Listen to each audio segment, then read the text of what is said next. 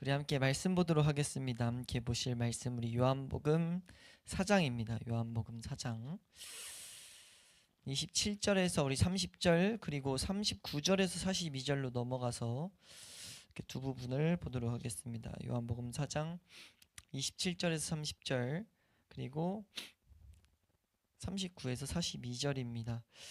우리 함께 한 목소리로 합독하도록 하겠습니다. 함께 읽습니다. 시작.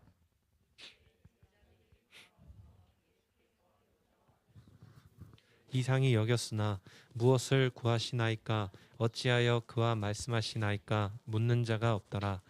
여자가 물동이를 버려두고 동네로 들어가서 사람들에게 이르되 내가 행한 모든 일을 내게 말한 사람을 와서 보라. 이는 그리스도가 아니냐 하니 그들이 동네에서 나와 예수께로 오더라. 우리 39절에서 우리 42절입니다. 시작. 여자의 말이 내가 행한 모든 것을 그가 내게 말하였다 증언하므로 그 동네 중에 많은 사마리아인이 예수를 믿는지라.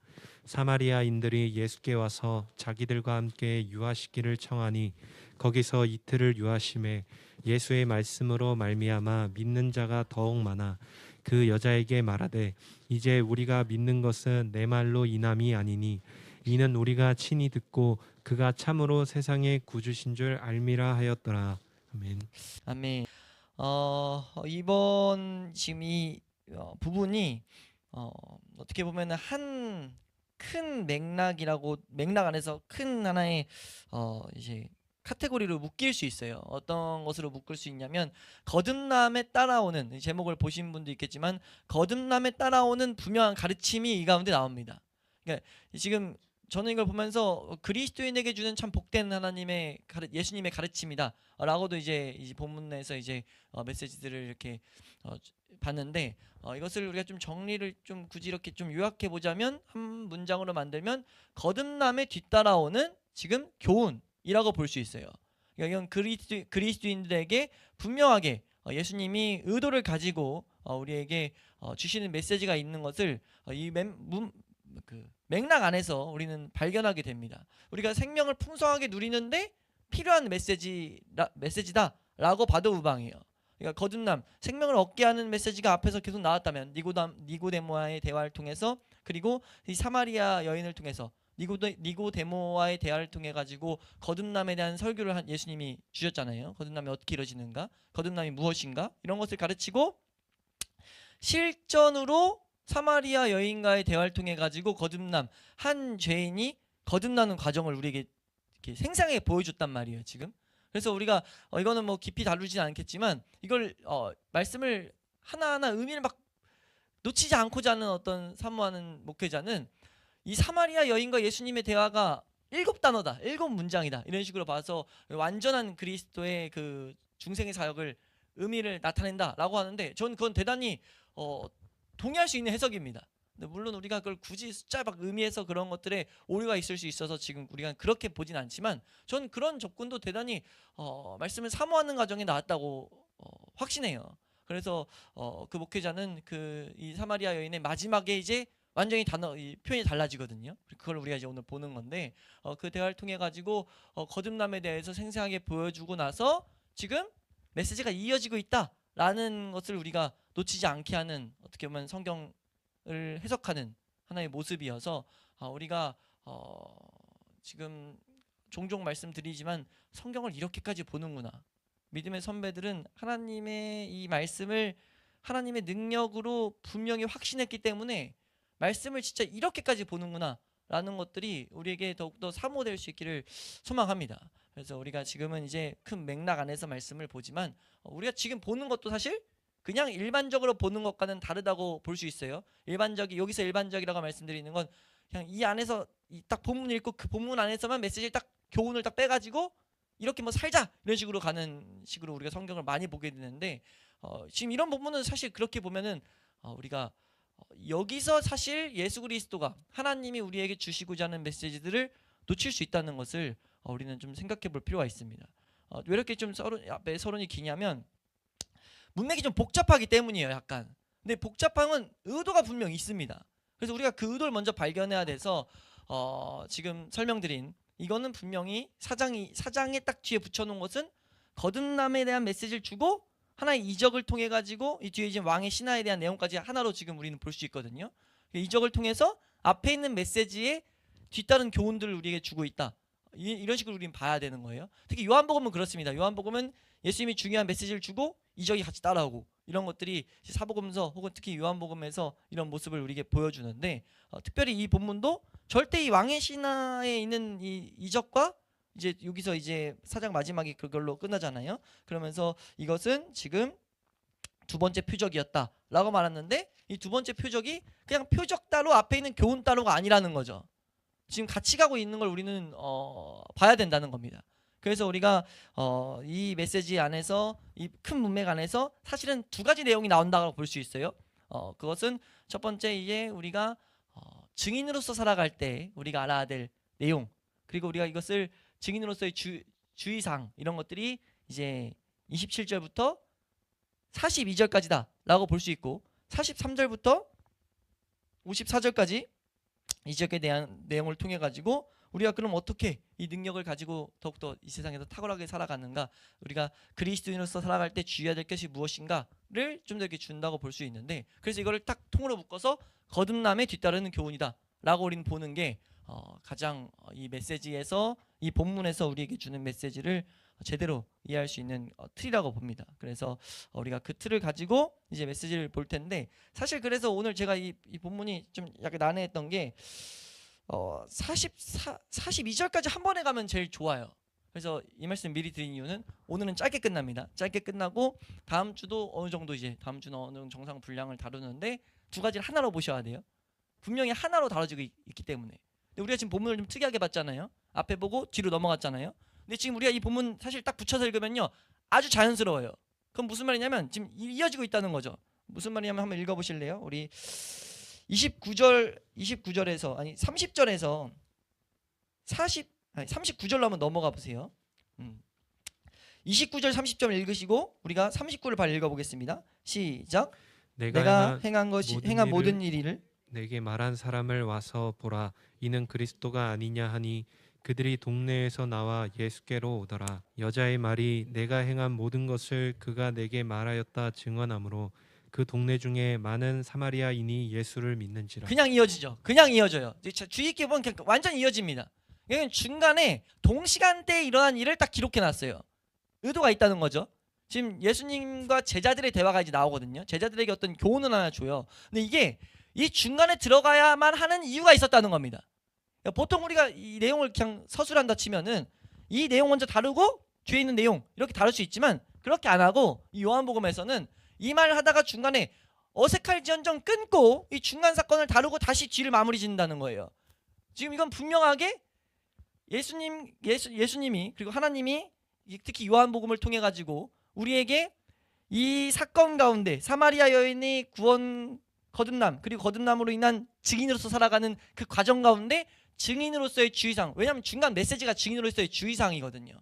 그러니까 우리가 다음 주에 보면은 그 내용을 어떻게 볼 수 있냐면 요약만 하면 두 가지가 이제 교훈으로 주어지는 게 계속 보고 있는 첫 번째 뭐가 나오냐면 다음 주 이제 나올 내용에 이제 영적인 무지를 보여줘요. 우리가 얼마나 영적으로 무지한지, 하나님의 은혜를 입은 자들도 얼마나 우리가 영적으로 무지한지, 이걸 우리에게 분명히 보이는 이유가 뭡니까? 딱 10편 119편 이번 주 봤던 내용이에요. 우리는 항상 은혜를 구해야 된다. 이 영적 무지를 우리가 인식하지 않으면 증인으로서 살아갈 수가 없어요. 그러니까 이걸 우리에게 주의 깊게 새기게 하기 위해서 제자들과 대화를 통해 가지고 얼마나 우리가 영적으로 무지한지를 분명하게 계속 보게 하고 있어요. 그러니까 우리가 이거 판단하라고 저들 저렇게 생겼다 저렇게 생각을 해 이게 아니라 우리의 모습이라는 겁니다. 그걸 통해서 우리는 항상 성령의 조명을 구하도록, 그것만이 우리가 증인으로서 살아갈 때 올바로 살아갈 수 있게, 증인으로서 살아갈 수 있게 만든다는 것을 우린 놓쳐서 안 된다는 거죠. 그것이 하나 나오고 또 하나는 무엇이 나오냐면 이 증인으로서의 삶이 얼마나 중요한지 그리고 얼마나 복된지가 이제 이 가르침 가운데 나와요. 얼마나 이것이 시급한 일이고 얼마나 우리가 중심으로 삼고 살아가야 되는지 그리고 이것이 얼마나 복된지 우리가 이 일의 이제 필요성들에 대한 가르침이 이제 31절에서 38절에 나오거든요. 이거는 분명하게 의도를 가지고 예수님께서 거듭난 자는 우리는 이제 증인으로서 살아가야 되는데 증인으로서 살아갈 때 반드시 알아야 될 게 있다라고 지금 이 구조상 말하고 있다는 거죠.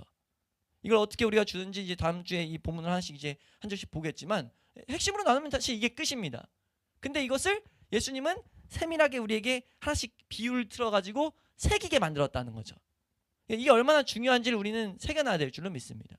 한번 따라할까요? 거듭난 자는 증인이다. 거듭난 자는 증인이에요. 거듭난 자는 누구의 증인입니까? 하나님의 일하심의 증인입니다. 하나님의 영광스러운 그 계획의 증인, 하나님의 영광스러운 계획에 사용되는 자들이에요. 그러니까 세례 요한이 그랬던 것처럼 우리도 각자가 다 그렇게 된다는 거죠. 그래서 그 모습을 이제 우리에게 보여주고 있는 것이 이 첫 번째 뒤따르는 교훈의 핵심적인 메시지다라는 것. 우리 이제 이것을 오늘 본문을 통해서 좀 보시면요. 27절 말씀 먼저 보겠습니다. 27절 함께 읽습니다. 27절 시작. 이때 제자들이 돌아와서 예수께서 여자와 말씀하시는 것을 이상히 여겼으나 무엇을 구하시나이까 어찌하여 그와 말씀하시나이까 묻는 자가 없더라. 네, 이 말씀은 이제 방금까지 설명드렸던 이것을 자연스럽게 이으기 위한 하나의 31절에서 38절의 배경이라고 봐도 무방해요. 제자들과의 이 사건이 동시간에 이어지고 있다라는 것을 보여줘요. 근데 이거를 개요적으로 보여주는데 어떤 걸 보여주냐? 제자들이 이 거듭남의 사건에는 절대 참여하지 않았어요. 타이밍이 딱 그걸 보여주는 겁니다. 그때에 이때라고 말하는 게 뭐냐면 지금 예수님과 사마리아의 여인 가운데 대화 가운데 여인과의 대화 가운데는 전혀 끼지 않았어요. 근데 그 대화가 끝났을 때 그 여인에게 구원의 은혜가 왔을 때 우리 교리적으로 뭘 말합니까? 거듭남의 인간의 어떤 개입은 전혀 들어가지가 않아요. 거듭남은 전적으로 예수 그리스도가 삼위 하나님께서 행하시는 사역이에요. 예, 그걸 우리에게 분명하게 보이고 있어요. 이때라는 것은 주목하게 하고 있다는 거죠. 그래서 이때라고 말하면서 이때에 와가지고 근데 뭐하냐? 이것을 증인으로서 살아가게 하기 위해서 정확하게 그 대화를 했고 여인이 왜 바뀌었는지는 제자들이 분명히 봐서 증거했어야 되기 때문에 뭐라고 증거하겠습니까? 예수님과 대화를 통해서 이 여인은 바뀌었다. 다른 말로 또 하나는 여기서 표면적인 이유로는 이방인에게도 구원이 시작됐다. 그러니까 여기서 이상히 여기는 것은 여기 무지에 대한 어떻게 보면 한 가지가 드러나는 거거든요. 제일 큰 건 그거예요. 사마리아 여인에게 왜 예수님이 저렇게까지 얘기했고 사마리아 여인에게 왜 저런 일이 일어났지? 하고 이게 이해가 안 되는 거죠. 왜 이해가 안 됩니까? 사람의 이성으로는 이해되는 사건이 아니기 때문에 이런 것들을 우리에게 지금 보여주고 있는 거예요. 지금 이 한 절에서. 그래서 이것에 대한 내용을 이제 31절에서 보게 되는데 여기서 보이는 것은 증인으로서 살아갈 때 이 구분점을 우리가 하나님의 구원 사역과 우리가 그 구원 사역을 증언하는 것은 이제 전적으로 구분되는 일이라는 것을 우리는 알아야 된다는 거죠. 그러니까 왜 이런 것을 주의 있게 주냐면 우리가 실제 증인으로서 살아가다 보면은 얼마나 교만하게 우리가 자꾸 하나님의 일에 내가 뭘 해야 된다. 분명히 뒤에 보면 그렇게 하나님을 사용하세요. 내가 함으로 하나님의 구원. 그러니까 이걸 우리가 어떻게 볼 수 있냐면 하나님의 좀 전에도 표현했지만 위대한 그 구원의 사역에 우리를 사용하세요. 근데 사용하신다고 해서 내가 그걸 뭔가 관여가 되어 있는 게 아니라는 거죠. 내 증언을 통해서 우리의 증언을 통해서 사용하시지만 그 믿게 하는 일에 사용하시지만 그게 그 완성에 있어서 내가 뭘 했는 그런 껴드는 여지가 없다는 걸 우리는 분명히 알아야 된다는 겁니다. 무슨 내용인지 이해가 되시죠? 그걸 지금 여기서 그려주고 있는 거예요. 그래서 그려서 지금 보여주고 있다라는 것. 그래서 27절은 그런 개요다라고 보시면서 우리가 넘어가면 되고요. 그래서 여기서 예수님 하나님의 이 표현을 이제 우리 믿음의 선배들은 딱 지적해서 말하죠. 뭐 어떤 표현이냐면 묻는 자가 없다. 이상하게 여겼는데요. 묻는 자가 없게 하는 건 하나님의 지금 어떤 손길이 지금 요 안에서 개입되어 있는 거다. 하나님의 제한시키는 손길이 개입되어 있다. 왜요? 지금 여기서 드러나야 될 것은 증인으로서의 가르침 그리고 그 교훈들만 드러나야 되기 때문에 제자들의 말들은 여기서 필요한 게 아니에요. 그래서 아예 의도적으로 이 사건 가운데 막아버렸다라고 해석하는데 타고난 해석입니다. 지금 우리가 봐야 될 것에 집중해야 된다는 거죠. 그래서 28절 이제 그래서 증인되는 그 증인으로서의 이 시작점을 우리에게 보여주시는데 28절 말씀 보시면요, 이 여인이 이제 거듭난 이 뒤에 있는 일이죠. 28절입니다. 시작. 여자가 물동이를 버려두고 동네로 들어가서 사람들에게 이르되. 네, 이 말씀이 이제 우리에게 주어졌는데 여기가 좀 아쉽다고 해야 되겠죠. 아쉬운 것은 28절 앞에 단어 하나가 이제 생략됐어요. 이제 단어가 있는 게 사실 의미상은 이때입니다. 그때 그 관사가 있는데 그 관사와 그 그러므로 이런 단어가 있는데 그걸 종합하면 의미적으로는 그때라고 볼 수 있어요. 혹은 그러므로라고 볼 수 있습니다. 그럼 뭘 말하냐면 지금 여기서 이때는 예수님이 26절에 말했던 이때입니다. 26절. 한번 26절 다시 읽어보시면 시작. 예수께서 이르시되 내게 말하는 내가 그라 하시니라. 네, 지금 이것도 이 표현이 사실은 이 원어적으로 분석한 자들이 이거는 출애굽기에 모세에게 나타난 하나님의 그 문맥과 되게 똑같다라고 설명해요. 이거 뭐냐면 하나님이 나타나셔서 모세에게 자신을 소개하는데 뭐라고 하죠? 나는 스스로 있는 자다라는 것을 밝히잖아요. 그러니까 그걸 영어로 I am who I am 라고 하죠. 이제 그 표현이랑 되게 비슷한 표현을 여기서 하고 있어요. 그러니까 하나님이 자신을 드러내는, 자신의 신성을 드러내는 그런 표현이다라고 볼 수 있는데, 지금 그것이 드러났을 때, 이거 우리 26절 때 살짝 언급 드렸죠. 이 표현 요한복음에서 특히 드러났을 때 막 신성이 드러났다고. 그 하나님의 일하심의 신성이 드러났을 때 지금 여인은 변화됐다는 거죠. 그때의 여인에게 변화가 왔다는 겁니다. 그러니까 우리가 알아야 될 게, 우린 예수 그리스도를 아는 지식을 향해 나아가야 돼요. 예수 그리스도를 향해 아는 지식을 향해 나아가야 되는데, 그 지식은 어떤 지식입니까? 경험적인 지식이에요. 그러니까 우리가 착각하면 안 되는 게, 예수님을 깨닫는다가 우리에게 중요한 게 아니고요, 그 깨달음이 실제로 나에게 실제가 되게, 그러니까 하나님의 어떤 계시로서, 하나님을 나타내는 사건으로서 올 때까지 우리는 성령의 조명을 구해야 돼요. 그게 와야 변화되는 거거든요. 그러니까 우리가 착각하면 안 되는 게, 우리가 그래서 이걸 여기서 이단들이 발생되잖아요. 교조주의, 이성주의로 나타나는 게 뭡니까? 깨달아진 것을 우리가 아는 지식으로 생각해버리면 안 변하거든요. 근데 깨달았으니까 내가 스스로 계속 최면을 걸 수 있어요. 근데 그렇게 돼서 안 된다는 거죠. 이런 역사가 나타나야 된다는 겁니다. 이거는 내가 다짐으로써 나타나는 게 아니고 그냥 변화되는 어떤 하나의 일들이 일어난다는 거예요. 그걸 지금 여기서 보여주는 겁니다. 28절에 그때 하나님이 자신을 나타냈을 때에 지금 여인은 어떤 변화가 나타났습니까? 여인의 삶의 중심이었던 물동이를 버려두는 거예요. 마치 베드로가 모든 걸 버려두고 예수님 쫓아갔던 것처럼 지금 동일한 그 맥락의 표현입니다. 동일 성산에 있는 하나의 장면이에요. 제자들이 이제 자기 거 버리고 예수님 쫓아갔던 것처럼 이 여인이 하나님을 딱, 하나님의 계시, 예수 그리스도가 하나님을 계시하는 걸 딱 봤더니, 예수 그리스도 안에 있는 영광의 강차가 비춰졌더니 지금 여인이 갖고 있던 이 세상 것들이 버려지고 이 세상을 놓고 지금 이 하나님의 사역을 위해서 다른 박질을 하게 됐다라는 것을 여기서 보이고 있다는 거죠. 이건 우리에게 중생대 때 나타나는 분명한 하나의 그림을 이렇게 보여주고 있다는 것을 잊지 않아야 돼요. 그러니까 우리가 어떤 은혜를 언제까지 구해야 돼요? 이때까지 구해야 됩니다. 예수님 어떻게 하셨어요? 이때까지 끊임없이 대화했다는 거죠. 이 앞에 대화를 살펴보면 계속해서 이 여인은 자기만 보게 해요. 내 중심적인 생각을 하고 내가 생각하는 건 이랬는데요, 이랬는데 계속 내 안에서 발생되는, 하나님을 그대로 보지 못하게 하는 게 계속 발생되고, 예수님은 거기서 계속해서 가르쳐 줍니다. 하나님만 보게, 계속 하나님만 보게 해요.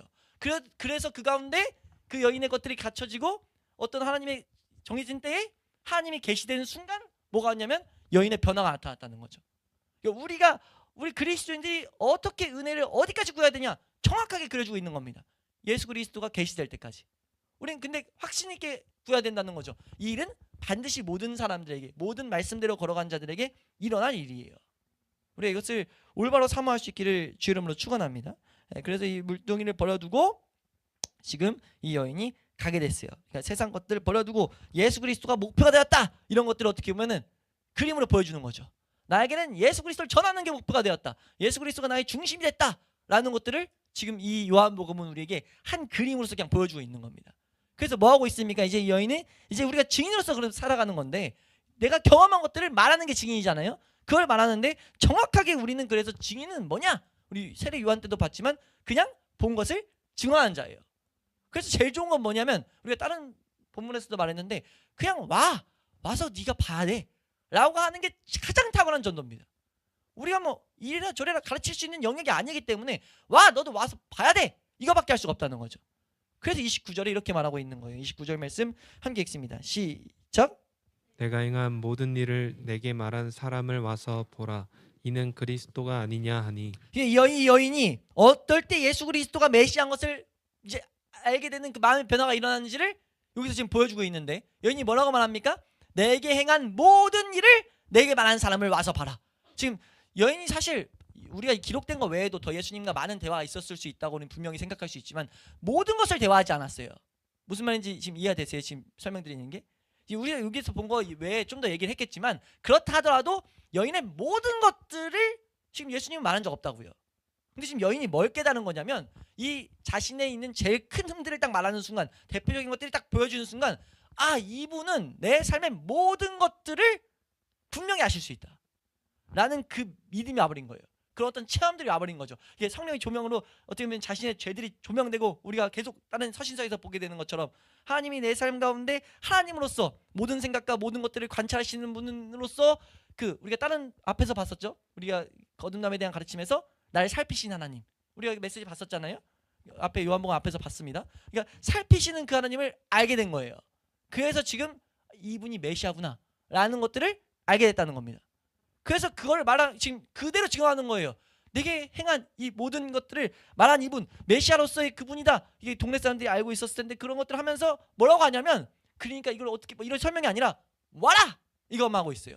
여기서 지금 표현 자체가 그러거든요. 와서라는 단어가 좀 보라는 단어보다 와서라는 단어가 좀 주목해야 돼요. 보다는 와서 너 경험해라, 경험적으로 알아라, 이런 보라는 그런 단어지만 와서가 단어 자체가 뭐냐면, 구약 성경과 신약 성경은 그 쓰인 언어가 달라요. 구약 성경은 히브리어고 신약 성경은 헬라어인데, 구약 성경에서 우리가 자주 종종 좀 언급했던 힘내, 자, 봐라 이렇게 했던 것처럼 여기선 그 단어가 아니지만 딱 그런 표현이에요. 지금 이리로 와라, 자 와라, 뭐 차, 이런 명령어랑 섞인 표현입니다. 지금 이게 신약 성경에 12번 정도 쓰이는데 명령어랑 복합적으로 쓰이는 게 4번 나오더라고요. 이게 다 확신에 찬 초청에서 쓰여요. 그러니까 확신에 있는, 이건 100% 일어난 일이야, 이거 일어날 일이야, 그건 어떤 확신돼 있는 일에 기반된 초청. 그때 지금 이 표현이 쓰입니다. 우리 4군데밖에 안 되니까 한번 볼게요. 마태복음 28장 6절 말씀. 마태복음 28장 6절. 이 여인이 지금 명령력으로 말하는 거거든요. 확신에 대한 좀 와대, 이거 와대 막 지금 이렇게 말하고 있는 거예요. 28장 6절입니다. 시작. 그가 여기 계시지 않고 그가 말씀하시던 대로 살아나셨느니라. 와서 그가 누우셨던 곳을 보라. 여기서도 명령어예요. 지금 이게 와서 봐야 돼. 설명할 수 없는 내용이야. 근데 와서 봐. 와서 보면 너도 안다. 지금 이게 돼 있는 거예요. 와서 보면 너도 알게 돼.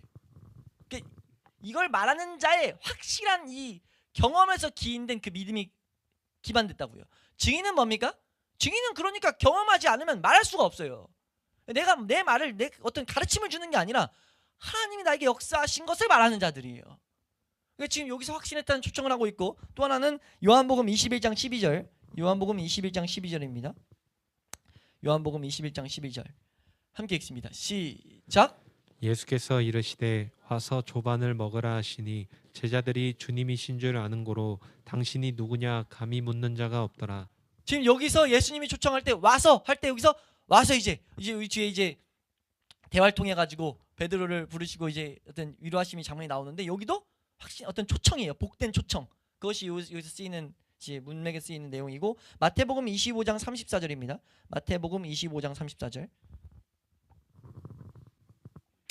함께 읽습니다. 시작. 그때 임금이 그 오른편에 있는 자들에게 이르시되 내 아버지께 복받을 자들이여 나와 창세로부터 너희를 위하여 예비된 나라를 상속받으라. 복을 받을 자들이여 와라. 지금 나와가 지금 이 단어예요. 와서 창세로부터 너희를 위해서 예비된 나라를 상속으로 받아라. 지금 여기서 말하고 있는데 이 초청도 지금 명령어로 쓰이고 있어요. 이 맥락에서 지금 이 여인이 많은 말과 동일선상에 있다는 거죠. 그만큼 복된 하나님 어떤 초자연적인 은혜의 확신을 갖게 만들었다는 겁니다. 마지막으로 쓰이는 게 요한계시록인데요. 요한계시록 19장 17절입니다. 함께 읽습니다. 시작. 또 내가 보니 한 천사가 태양 안에 서서 공중에 나는 모든 새를 향하여 큰 음성으로 외쳐 이르되 와서 하나님의 큰 자치에 모여. 여기서 있는 명령어인데 지금 이게 확실히 이제 일어난 사건이에요. 큰 자치, 이제 너희는 와! 올 수 있는 자들에 대한 초청이거든요. 이 모든 내용들이 지금 이 단어가 신약 성경에서 이 단어를 쓰는 게 하나님의 구원의 은혜로서, 구원은 흔들립니까? 안 흔들립니까? 바뀌어요, 안 바뀌어요? 절대 안 바뀌어요. 구원받은 자들이 얻게 될 그런 은혜가 기반되어 있는 어떤 그 확신에 찬 이런 외침, 이런 것을 우리는 볼 수 있다는 거죠. 이 여인이 지금 그걸 하고 있다는 거예요. 여인이 지금 이 사마리 여인, 자기가 살던 동네에 가가지고 지금 다른 말이 아니라, 이 여인은 사실 이런 말을 할 때 되게 여러 가지, 이거 수많은 보편적인 이 메시지로서 이 여인이 왜 이 시간에 나갔냐 했을 때 보편적으로 사안을 안 마주치려고 이런 것들 종종 말하는 거, 좀만 이 본문 설교하는 거시는 분들 거 들어오면은 그런 본문 꼭 언급하거든요. 그러니까 부끄러워서 사람들한테 대화 안 하려고 대화하기보다 이제 혼자 있는 게 좋으니까 이런 식의 메시지들이 나오는데 맞아요. 그러기 위해서 그렇게 사람을 피했던 여인이 지금 나와서 말했을 때 별별 생각이 안 들었겠냐고요. 내가 이런 말을 해가지고 이걸 내 말을 안 믿으면 어쩌지? 이런 생각이 우리가 좀 생각해봤을 때 그런 생각도 우리가 충분히 생각할 수 있는 내용이라는 거죠. 내 말 안 믿으면 어쩌지? 저희는 이렇게 이러면 수많은 방해가 있을 텐데 그런 것들이 나온 게 아니라 지금 여기서 하고 있는 건 뭡니까? 지금 여인 앞에 딱 사로잡힌 건 뭐예요? 와서 뭐 하냐면 그를 봐라. 내가 있는 게 아니라 지금 증인의 중요한 하나의 메시지입니다. 증인은요 내가 드러나면 안 된다는 걸 지금 세밀하게 계속 가르치는 거예요. 증인은 절대 내가 드러날 필요가 없습니다. 내가 방해되지도 않아요. 우리가 할 건요 내가 경험한 그 하나님을 그냥 말하면 돼요. 내가 어떠하든지 간에 내가 지금 비참하고 뭐 그런 게 아니라 내가 해야 될 일은 그냥 그분을 증언하면 되는 거예요. 그때 역사는 일어납니다. 그냥 마귀가 우리가 이 증인으로서 살아갈 때 너가 뭐 이래서 저래서 막 여러 가지 방해를 할 수 있는데 우리가 알아야 돼요. 우린 우리 얘기하는 사람들이 아니라는 거죠.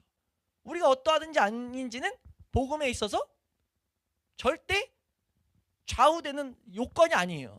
우리가 단지 뭘 말하고 있는가? 내 얘기하고 있는가? 아니면 예수 그리스도를 보라고 말하고 있는가? 지금 여인도 말하고 있죠. 내게서 말한 어떤 자기 얘기를 하는 것 같았지만 결론은 뭐예요? 와가지고 나에게 놀라운 일이 왔는데 모르겠고 와서 그를 봐. 그럼 놀라운 은혜가 이 가운데 있다. 메시아를 만나게 된다. 이런 메시지들이 이 안에서 주어지고 있다는 거죠. 이해되세요? 지금 그것을 우리에게 분명하게 지금 가르쳐주고 있다라는 것. 그러니까 이 39절 말씀은 우리 여기까지 이제 28절 29절 맞죠? 30절은 그냥 보통적으로 넘어간 내용이고 이어주는 내용이고 39절로 넘어가세요. 39절로 넘어가면 이 외침에 대한 결과를 우리에게 보여주고 있어요. 그러니까 이 결과를 보기 전에 우리가 앞에 이제 31절에서 38절의 내용을 새겨놔야 되는 거죠. 왜냐하면 이 결과가 너무 놀라우니까. 결과가 너무 놀라워. 왜냐하면 믿게 되거든요. 이 여인의 이 말이요. 사람들이 구원을 예수 그리스도를 믿게 되는 일에 그냥 쓰임 받게 돼요. 그걸 이 요한이 증거하고 있어요. 근데 이걸 그냥 받게 되면 사실 이게 성경은 우리의 본성을 알기 때문에 우리가 얼마나 교만한지 알기 때문에 교만하지 못하도록 아까 말씀드렸다시피 영적 무지 그리고 우리가 알아야 될 우리는 하나님이 주실 그 복된 은혜가 아니면 나갈 수 없음을 이 중요성을 알지 못하면 올바로 나갈 수 없음을 이제 새기게 하는 장면이 이 가운데 들어가 있다고 봐도 무방한다는 거죠. 근데 넘어가가지고 이제 39절에 이런 내용을 우리에게 보이고 있습니다. 39절입니다. 시작. 여자의 말이 내가 행한 모든 것을 그가 내게 말하였다 증언하므로 그 동네 중에 많은 사마리아인이 예수를 믿는지라. 네, 지금 이 앞에 있던 29절 말씀이죠. 그걸 했더니 증언했더니 어떻게 됐어요? 그 중에 많은 사마리아인이 예수 그리스도를 믿게 됐다. 예수를 믿게 됐다라는 것을 우리에게 보이고 있다는 거죠. 특히 요한복음은 우리가 요한복음의 큰 맥락을 놓치지 않을 때 이 구절은 더욱더 독특하게 빛나는 건데 요한복음의 특징은 뭐냐면요. 요한복음의 중심 내용은 우리의 믿음을 가지고 생명을 풍성하게 누리는 거예요. 그를 위해서 핵심적으로 하고 있는 것은 예수 그리스도의 신성만을 증언하고 있습니다. 근데 이 여인이 한 일을 지금 여기서 이 여인이 한 이 업적을 드러내는 것은요. 이 요한복음에서 작은 일이 아니에요. 지금 그러니까 우리가 주목할 것은 이 여인이 위대한 사람이었냐고요. 뭔가 엄청 똑똑한 사람이었습니까? 그게 아니었죠. 이 내용을 가지고 우리 믿음의 선배는 이렇게 말해요. 하나님께서 위대한 목적을 수행하시는 데 있어 연약한 자들을 사용하시는 것을 얼마나 기뻐하시는가를 보여주는 본문이다. 그러니까 하나님의 위대한 이 목적을 수행하시는 데 있어서 이 연약한 자들을 사용하는 걸 하나님은 기뻐하신다는 거죠. 그걸 우리는 분명히 봐야 된다는 거예요. 사마리아 여인의 이 증언이 예수 그리스도를 믿게 하는 일에 사용됐다는 거. 우리 모든 지인들, 거듭난 자들은요 하나님이 이렇게 사용하실 거라는 거죠. 사용할 때 문제는 자꾸 내가 뭘 하려고 해서 문제라는 거예요. 근데 우리가 그렇다고 해서 이런 경고의 말씀들을 우리가 뭐 하면 안 된다 이런 걸 들어서 우리가 뭐 할 수 있냐면 실제로 이걸 개혁주의에서 우리의 이 무력, 전적 타락 이런 것들을 계속 보게 하는 이게 왜냐하면 올바른 신앙생활, 은혜로 살아가는 신앙생활의 시작이니까 이런 것들을 배울 때 뭐가 옵니까? 하이퍼칼빈주의 같은 게 와가지고 그럼 난 아무것도 안 해도 돼 이런 식으로 계속 막인 조장한단 말이에요. 근데 이 앞에 있는 중간 31절 38절에서 이 복음 전파의 중요성 이걸 시급함을 계속 말해요. 추수해야 되는데 거두자가 없는 이런 표현들을 하거든요. 이게 나가서 계속 말하라는 거죠. 우리를 통해서 하나님이 일하시겠다는 겁니다.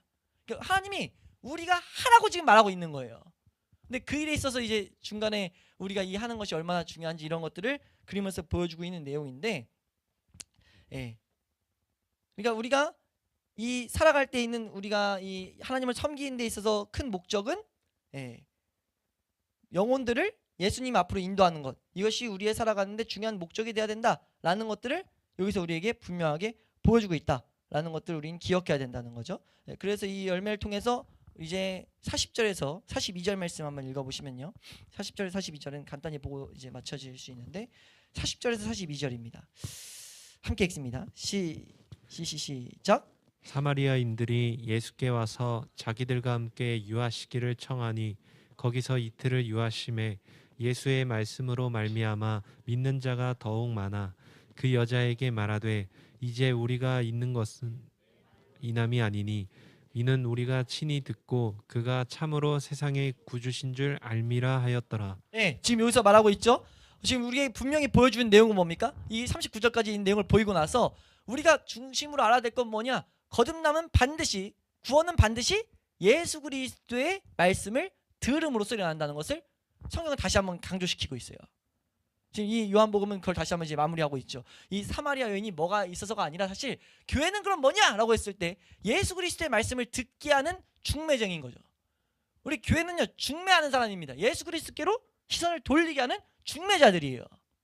그 중매를 통해 가지고 예수 그리스도의 말씀을 듣게 해야만이 구원의 역사는 일어난다는 거죠. 그것을 여기서 우리에게 분명히 보이고 있습니다. 그래서 그 말씀 그리고 40절 말씀에 사마리아인들이 이 믿게 된 이 여인을 통해서 하나님을 알게 된 이 여인들이 뭐 했냐면 예수님과 함께 유하시기를 계속 청했어요. 이게 우리의 방향이 돼야 되죠. 하나님과 함께하는 것, 하나님 안에서 계속 말씀을 듣는 것, 이것이 방향이 돼야 된다는 것을 우린 놓쳐서는 안 된다는 겁니다. 그래서 그 말씀을 통해서 더욱더 많아졌고, 그리고 여인들이 많은 사람들이 깨달았죠. 이제 이 42절은 어떻게 보면 우리에게 말하는 거예요. 우리로 해서 된 것이 아니고 이거는 그 은혜로 인하여 하나님의 이 모든 과정을 통해서 각자가 하나님을 경험하게 됨으로써 그 예수 그리스도를 내가 세상의 구주로 알므로 내가 진짜 믿게 됐다라는 것을 어떻게 보면 정리하면서 다음 장면으로 넘어간다는 거죠. 이해되세요? 그러니까 하나님께서 이 요한복음을 통해 가지고 우리에게 분명한 목적을 갖고 계세요. 어떤 목적이냐? 우선 첫째로 올바로 믿어야 돼요. 믿음을 갖게 해야 돼요. 믿음이 없는 자들이 믿음을 가져야 되는데 그건 무엇입니까? 계속해서 앞에서 봤던 거듭남에 대한 메시지, 그리고 사마리아 여인을 통해 가지고 계속해서 자기 안에 있는 죄 문제를 보게 해서 구세주를 찾게 만들었죠. 근데 그 일에 있어서 증인들을 사용한다는 겁니다. 우리들을 사용하신다는 거예요. 근데 이것은 우리가 놓치지 않아야 될 건 우리가 생명을 풍성히 누리게 하는데 반드시 필수 불가결한 하나의 요소라는 거예요. 뗄 수 없는 요소라는 거죠. 우리가 생명을 풍성히 어떻게 누릴 수 있습니까? 하나님 어떻게 누릴 수 있어요? 증인으로서 살아갈 때 우리는 그 생명의 풍성함을 더욱더 누릴 수 있게 됩니다. 이게 이제 뒤에 이제 장면들과 다 이제 조화롭게 연결되는데 우리가 이 방향성을 놓쳐서 안 된다는 거죠.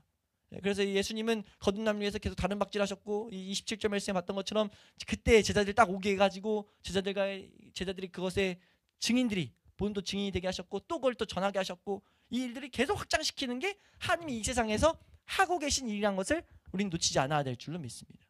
그래서 우리가 이 요한복음 4장을 이제 계속 맞춰가면서 하나님이 거듭남의 복된 메시지에 뒤따라서 우리가 어떻게 다른 박질 돼야 되는지를 우리에게 분명히 가르쳐 주신 내용들을 우리가 잘 새겨놓아서 교회로서 딴 길로 가는 것이 아니라 올바른 길로 가는데 말씀이 이 어떻게 해야 돼요? 기준이 될 수 있길 소망합니다.